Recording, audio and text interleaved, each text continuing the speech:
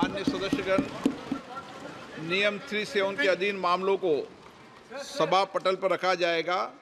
जिन सदस्यों को नियम 3-7 के अधीन मामलों आज उठाने में अनुमति दी है, उन्हें सभा पटल पर रखने के इच्छुक हैं, वे 20 मिनट के अंदर अपने पाठ को व्यक्तिगत रूप से सभा पटल पर रख सकते हैं।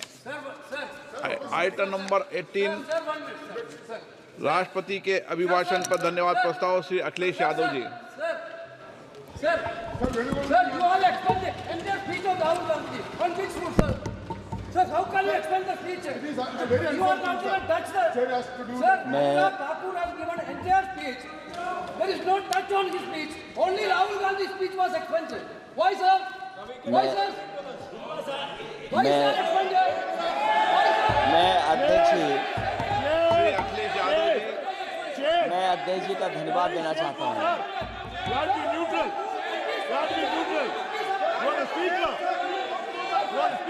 अध्यक्ष महोदय,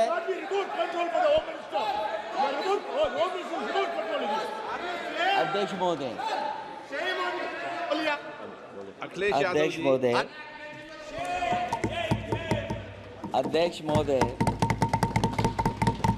मैं सबसे पहले आपका धन्यवाद देना चाहता हूं कि आपने मुझे अपनी पार्टी की तरफ से राष्ट्रपति जी के भाषण बोलने का मौका दिया है। अध्यक्ष जी, सत्ता पक्ष और विपक्ष दोनों लगातार अपनी बात रख रहे हैं। मैं सबसे पहले अध्यक्ष जी आपको और आपके साथ साथ सभी चुने हुए सांसदों को मैं बधाई और शुभकामनाएं देना चाहता हूं। साथ ही साथ मैं सबसे पहले देश के उन सभी समझदार और ईमानदार मतदाताओं को धन्यवाद जिन्होंने लोकतंत्र को एक तंत्र बनाने से रोका।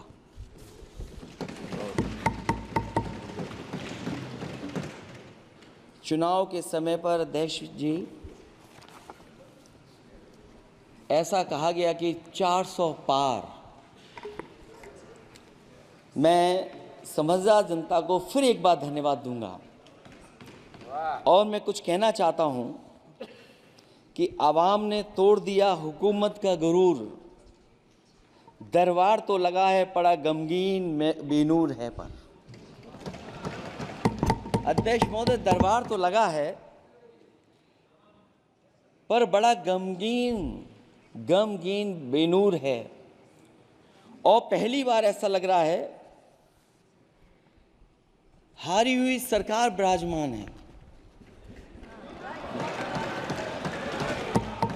जनता कह रही है चलने वाली नहीं सरकार। अध्यक्ष महोदय, जनता कह रही है चलने वाली नहीं, ये गिरने वाली सरकार है। और क्योंकि ऊपर से जुड़ा कोई तार नहीं, नीचे कोई आधार नहीं, अधर में जो है अटकी हुई वो तो कोई सरकार नहीं। दरअसल पूरा इंडिया समझ गया है कि इंडिया ही प्रो इंडिया है। इस चुनाव में इंडिया अलायंस की नैतिक जीत हुई है। ये पीडीए इंडिया की सकारात्मक राजनीति, पॉलिटिक्स जो पॉजिटिव है, पॉजिटिव पॉलिटिक्स की जीत हुई है। ये इंडिया पीडीए की सोशल जस्टिस मुहिम की विक्ट्री है। 2024 का परिणाम हम इंडिया वालों के लिए जिम्मेदारी से भरा पैगाम भी है। और अगर हम यूँ कहें अध्यक्ष महोदय कि 15 अगस्त 1947 अगर उपनिवेशिक राजनीति से आज़ादी का दिन था तो 4 जून 2024 देश के लिए सांप्रदायिक राजनीति से आज़ादी का दिन रहा। ये सांप्रदायिक राजनीति के अंत और सामुदायिक राजनीति की शुरुआत है। जहां सांप्रदायिक राजनीति का अंत हुआ है, वहीं सामुदायिक राजनीति की शुरुआत हुई है। सबसे अच्छी बात हुई ये है कि इस चुनाव में सांप्रदायिक राजनीति हमेशा के लिए हार हो गई है। अध्यक्ष महोदय, कहने को सरकार ये कहती है कि ये 5th लार्जेस्ट इकोनॉमी बन गई है और जीडीपी के मामले में 5th वर्ल्ड की इकोनॉमी बन गई है।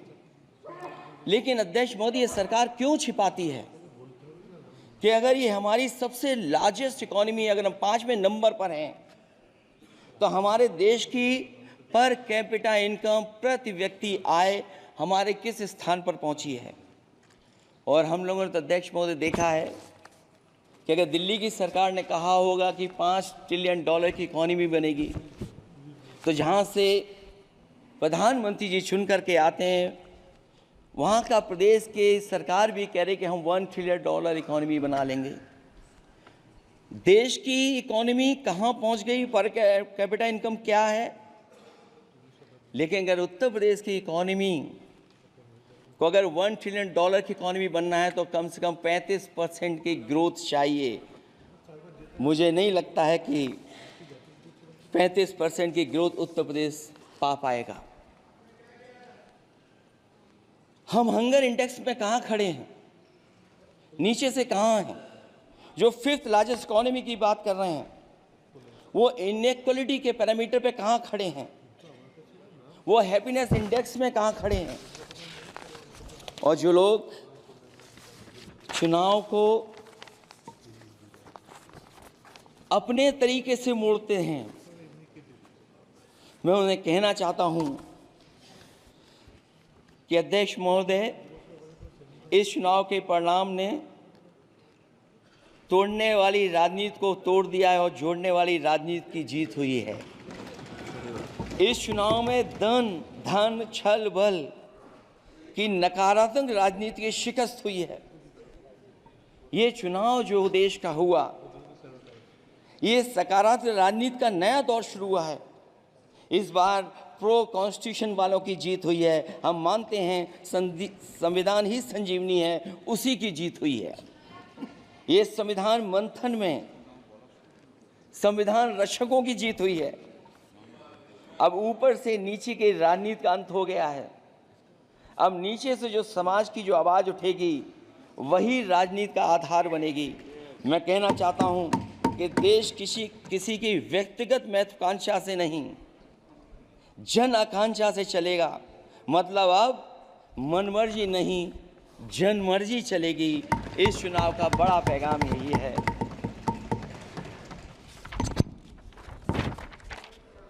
अध्यक्ष महोदय, बहुत सी बातें हुई हैं। अगर उत्तर प्रदेश की बात न हो, क्योंकि अध्यक्ष महोदय सबसे बड़ा प्रदेश जहाँ है, उसने हर बार दूसरे दल को समर्थन देकर के सरकार बनाई।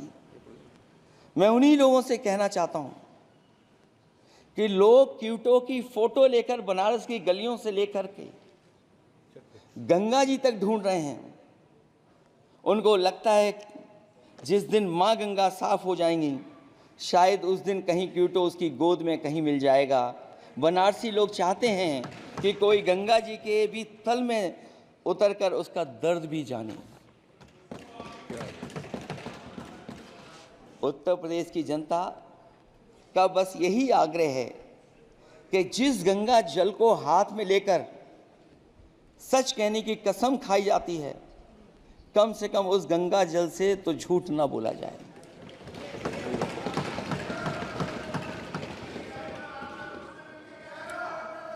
जहां विकास के नाम पर खरबों रुपए की लूट का राज खोलते भ्रष्टाचार के गड्ढे प्रदेश का नाम खराब कर रहे हैं, वहीं पहली बारिश में ही टपकती हुई छत और गिर चुकी स्टेशन की दीवार बेईमानी की निशानी बन गई है। अध्यक्ष महोदय, विकास का ढिढोरा पीटने वाले इस विनाश की जिम्मेदारी कब लेंगे?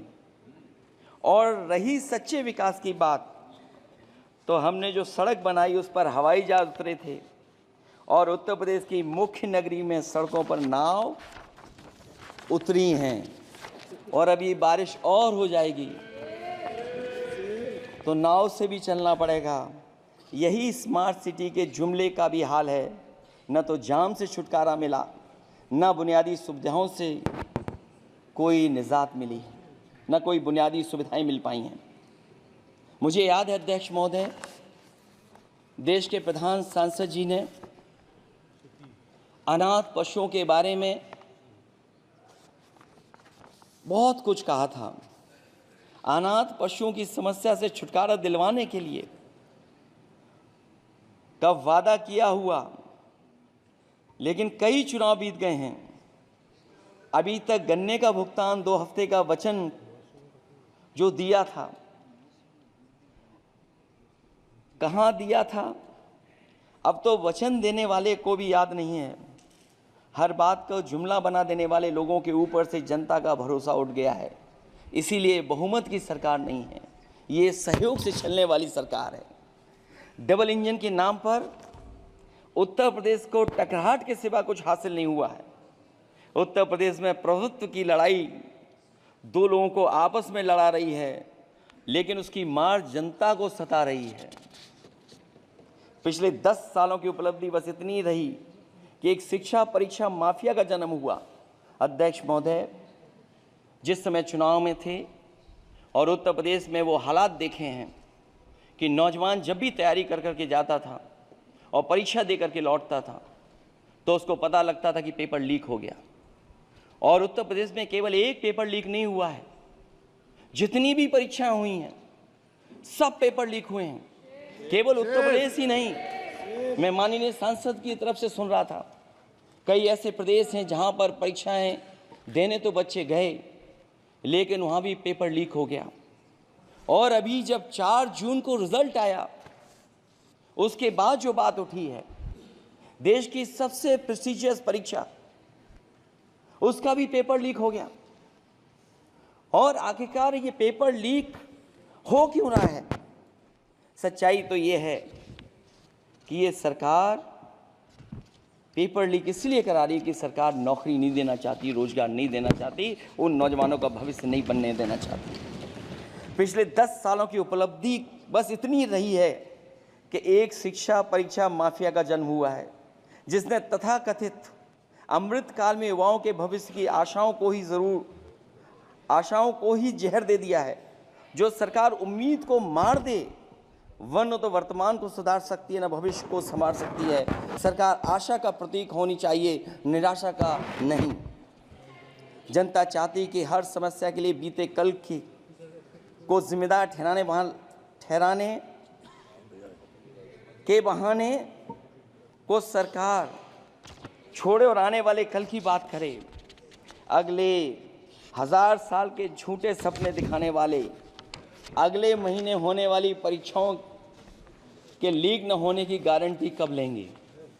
जनता अब न तो किसी बहकावे में आएगी और न किसी के बहलावे फुसलावे में आएगी। जो लोग कहते हैं कि अमृतकाल की बात करने वाले जनता का जागरण काल आ गया है, आज इस सदन में नए राजनीतिक जागरण के अनेक प्रतिनिधि बैठे हैं। अब जब बात होगी तो सच्ची बात होगी और जनता को पूरी सच्चाई के साथ हम लोग अपनी जिम्मेदारी के साथ बात रखेंगे।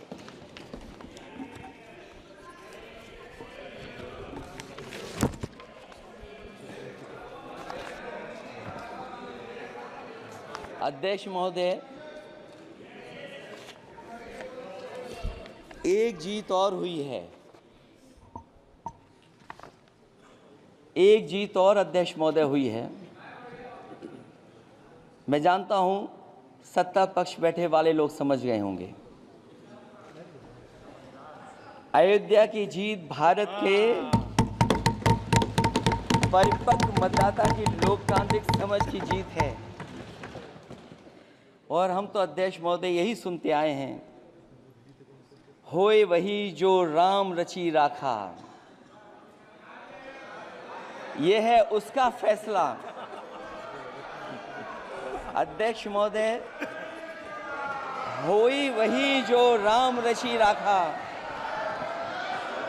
यह है उसका फैसला जिसकी लाठी में नहीं होती आवाज। जो करते थे किसी को लाने का दावा, वो हैं खुद किसी के सहारे के लाचार।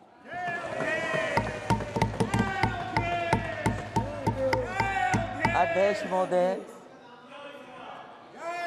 मैं फिर कह देना चाहता हूं, होई वही जो राम रची राखा, यह है उसका फैसला जिसकी लाठी में नहीं होती आवाज। जो करते थे किसी को लाने का दावा, वो हैं खुद किसी के सहारे के लाचार। हम अयोध्या से लाए हैं उनके प्रेम का पैगाम, हम अयोध्या से लाए हैं उनके प्रेम का पैगाम। जो सच्चे मन से करते हैं सबका कल्याण, सदियों में जन जन गाता है जिनके गान, अभय दान देती जिनकी मंद मंद मुस्कान, मानवता के लिए उठता जिनका तीर कमान।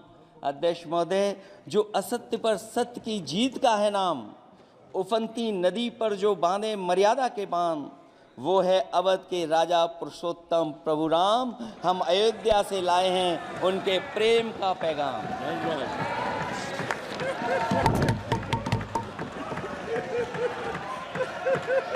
अध्यक्ष महोदय,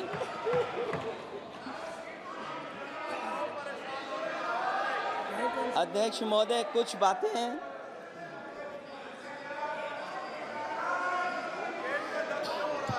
अध्यक्ष महोदय, कुछ बातें समय और काल से परे होती हैं, इसलिए आज यहाँ उत्तर प्रदेश के सदन में पढ़ा गया एक शेर याद आ गया, जो तब सही था अब और सही साबित हो रहा है। इजाजत हो अध्यक्ष जी तो मैं अर्ज करूं। हजूरे आला आज तक खामोश बैठे इसी गम में, हजूरे आला आज तक खामोश बैठे हैं इसी गम में, महफिल लूट ले गया कोई जबकि सजाई हमने। योगी जी के लिए, योगी जी के लिए।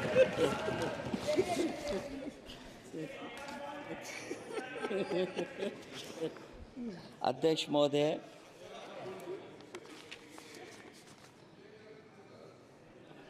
मैं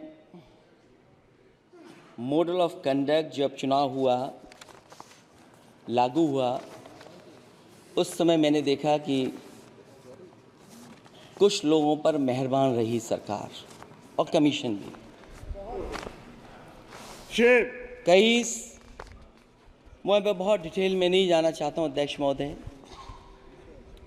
लेकिन कहीं ना कहीं प्रश्न उस संस्था पे भी लगा है, और अगर उस संस्था पर प्रश्न लगा है तो लगाने वाली सरकार की वजह से लगा है। इसलिए अगर निष्पक्ष होगी वो संस्था तो न केवल हमारा लोकतंत्र स्वस्थ होगा, बल्कि हमारे लोकतंत्र और मजबूत दुनिया में दिखाई देगा। अध्यक्ष महोदय, ईवीएम पे मुझे कल भी भरोसा नहीं था, आज भी नहीं भरोसा। मैं 80 के 80 सीट जीत जाऊं तब भी नहीं भरोसा। और मैंने अपने चुनाव में कहा था अध्यक्ष महोदय कि ईवीएम से जीत करके ईवीएम हटाने का काम करेंगे। न ईवीएम का मुद्दा मरा है, न जाएगा खत्म। जब तक ईवीएम नहीं हटेगी हम समाजवादी लोग उस बात पर अड़ग रहेंगे। उत्तर प्रदेश अध्यक्ष महोदय वो प्रदेश है जिसने सरकार बीजेपी की बनवाई, एक बार नहीं 2 बार बनवाई, और उसी उत्तर प्रदेश के साथ कितना बड़ा भेदभाव, उत्तर प्रदेश के साथ बड़ा भेदभाव। मुझे याद है वो दिन जब प्रधानमंत्री जी एयरफोर्स के सबसे भारी वाहन हवाई जहाज से उतरे थे सड़क पर। वो अलग बात है कि उस प्रदेश के मुख्यमंत्री उनके साथ नहीं बैठ पाए थे, लेकिन वो एक्सप्रेसवे जो बना था और आज भी जो उत्तर प्रदेश में बन रहे हैं वो उत्तर प्रदेश के बजट से बन रहे हैं। लेकिन दिल्ली की तरफ से कोई एक्सप्रेसवे अभी नहीं दिया गया है। न केवल इंफ्रास्ट्रक्चर में भेदभाव हुआ है, बल्कि हमें याद है कि प्रधानमंत्री जी ने बड़े पैमाने पे गांव गोद लिए थे। और सोचिए, अगर देश के प्रधान सांसद अगर किसी गांव को गोद ले लें और उस गांव की तस्वीर न बदले, तो शायद मैं नहीं समझता हूं कि किसी गांव की तस्वीर 10 साल में बदली होगी। मुझे वो गांव जिसको उन्होंने गोद लिया, जो प्रधानमंत्री जी की आदर्श योजना थी उसके तहत जो गोद लिया गया था गांव, वो 5 वर्ष पहले खूब शोर हुआ था कि बनारस शहर की तरह डोमरी में चमचमाने लगेगा एक गांव। हकीकत में कुछ नहीं हुआ। उसकी दुर्दशा वैसी की वैसी है, जैसे था गांव वैसा ही का वैसा है।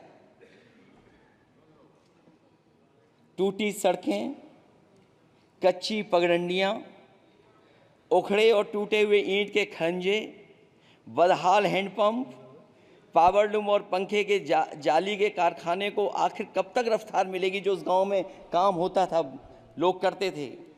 खाली पड़े रसोई गैस के सिलेंडर, अंधाधुंध बिजली कटौती के बीच इस गांव के लोगों को हर सुबह मजदूरी की कभी ना खत्म होने वाली तलाश आखिर कब पूरी होगी। तो सोचिए, एक गांव की तस्वीर ये है। जो गांव कभी गोद लिया गया था, उस गांव की भी तस्वीर नहीं सुधर पाई है।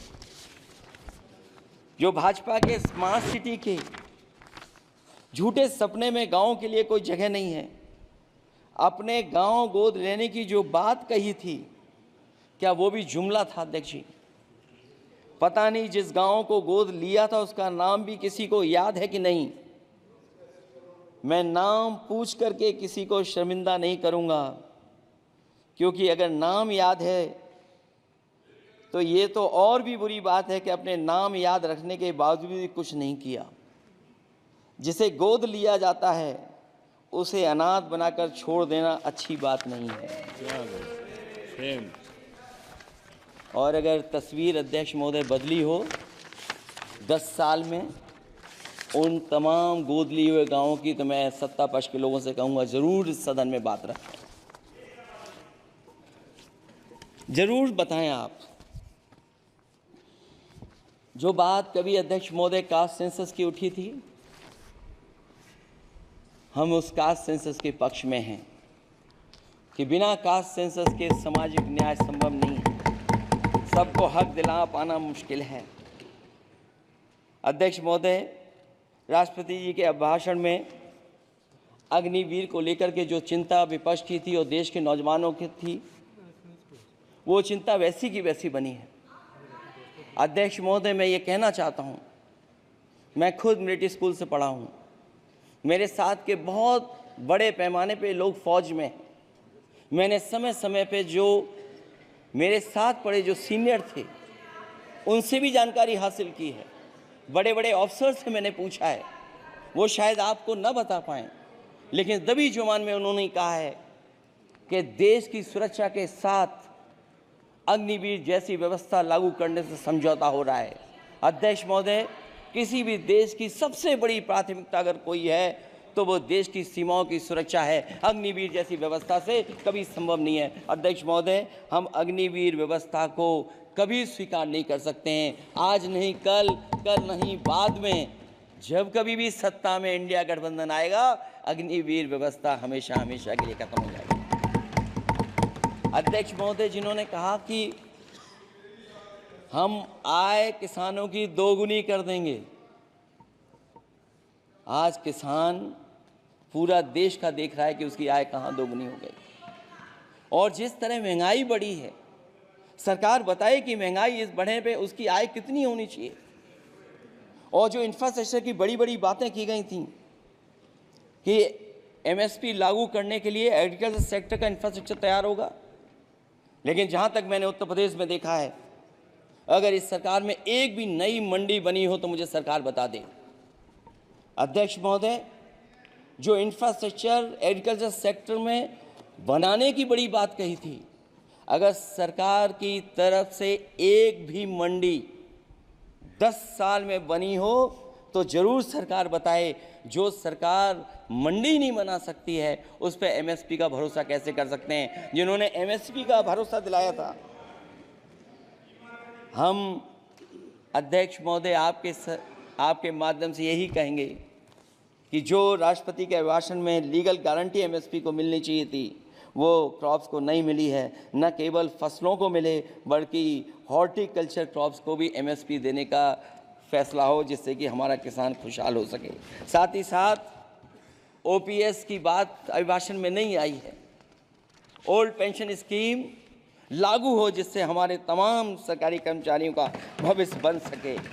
और देश की एक बड़ी आबादी जहाँ से मैं चुन करके आता हूँ, उत्तर प्रदेश, जहाँ बुनकर न केवल उत्तर प्रदेश बल्कि देश के कोने कोने में बुनकर समाज के लोग बड़े पैमाने पर रह रहे हैं, लेकिन बुनकरों को जो सुविधाएं मिलनी चाहिए वो भी इस सरकार में नहीं मिल पा रही हैं। जो प्रदेश सरकारों ने कभी बुनकरों के लिए योजनाएं चलाई थीं वो भी अध्यक्ष महोदय बंद कर दी हैं। मैं अंत में इतना ही कहना चाहूँगा कि इस सरकार ने नौजवानों को नौकरी नहीं दी है, नौकरी और रोजगार उनसे छीने हैं, बहुत नौकरी छीनी है। इसलिए मैं कहना चाहता हूं अध्यक्ष जी, इसलिए मैं कहूँगा कि आपके राज में न नौकरी की उम्मीद है न रोजगार, क्योंकि आपने छोटे कारोबारी तक को इतना छोटा बना दिया है कि न तो वो अपना पेट भर सकता है न किसी को नौकरी पर रख सकता है। जो कुछ पद निकलते भी हैं तो उन पर लेटरल एंट्री के नाम से पिछले दरवाजे से कुछ खास संगी साथियों को रख लिया जाता है। आरक्षण का हक नॉट फाउंड सुटेबल के नाम पर हड़पा जा रहा है। और अध्यक्ष महोदय, आरक्षण के साथ इतनी खिलवाड़ किसी सरकार ने नहीं की होगी जितनी खिलवाड़ इस सरकार ने की है। जहां सरकारी नौकरियां नहीं दी जा रही हैं, और सरकारी नौकरियां इसलिए नहीं दी जा रही हैं क्योंकि उन्हें आरक्षण देना पड़ेगा। जिस प्रदेश से मैं आता हूं वहाँ सबसे बड़े पैमाने पे नौजवान बेरोजगार है।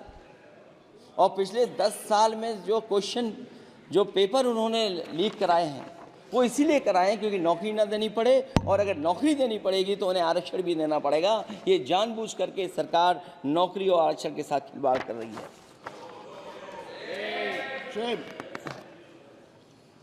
मैं अध्यक्ष महोदय अंत में इतना ही कहना चाहता हूं, आशा है ये सरकार तब तक चलेगी तब तक उसके केंद्र में इस देश का हर एक गरीब, शोषित, वंचित, पीड़ित, पिछड़ा, दलित, अल्पसंख्यक, आदिवासी, महिला, युवा, छोटा कारोबारी, ईमानदार, नौकरी पेशा, आम आदमी और कर्मचारी, अधिकारी, मजदूर और किसान होगा, ना कि धनवान होगा। और शासन के आधार पर संविधान होगा। वह जुमलों की जगह सच में महंगाई, बेरोजगारी, भ्रष्टाचार, गरीबी, भुखमरी, सांप्रदायिक हिंसा, दलित व महिला उत्पीड़न, सामाजिक अन्याय जैसे मूलभूत मुद्दों का समाधान होगा। और भोजन, बिजली, पानी, दवाई, पढ़ाई जैसी बुनियादी ज़रूरतों के लिए कागजी योजनाओं की जगह सच में इंतज़ाम होगा। मैं एक बार फिर उत्तर प्रदेश की समझदार जनता द्वारा सबसे बड़ी पार्टी चुने जाने के साथ साथ इंडिया गठबंधन समाजवादी पार्टी और कांग्रेस को सबसे ज़्यादा सीटें जिताएं